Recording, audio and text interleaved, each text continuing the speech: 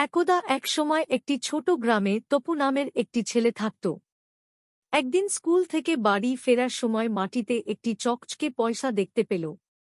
আনন্দিত হয়ে তপু ভাবল এই পয়সা দিয়ে মিষ্টি কেনার কথা। কিন্তু তারপরেই তপুর তার বাবা মায়ের সবসময় শেখানো কিছু কথা মনে পড়ল। সর্বদা সৎ থাকো, এমনকি যখন কেউ দেখছে না তখনও। তপু জানতে যে মুদ্রাটি তার নয় এবং কেউ এটি হারিয়ে ফেলেছে। তাই এটি রাখার পরিবর্তে তপু পয়সার মালিককে খুঁজে বের করার সিদ্ধান্ত নিয়ে এল। ঘরে ঘরে গিয়ে জিজ্ঞেস করল কেউ একটা পয়সা হারিয়েছে কিনা।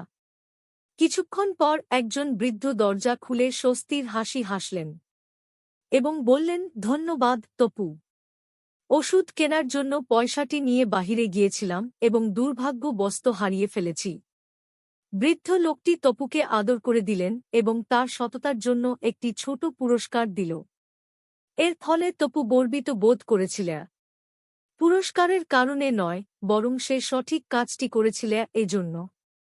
সেই দিন থেকে গ্রামের সবাই তপুকে একজন সৎ ছোট ছেলে হিসেবে জানত, যে সব সময় যা সঠিক তাই করতে। গল্পের নৈতিকতা হল, সততা সর্বদা সর্বোত্তম নীতি, এমনকি যখন কেউ তা দেখছে না।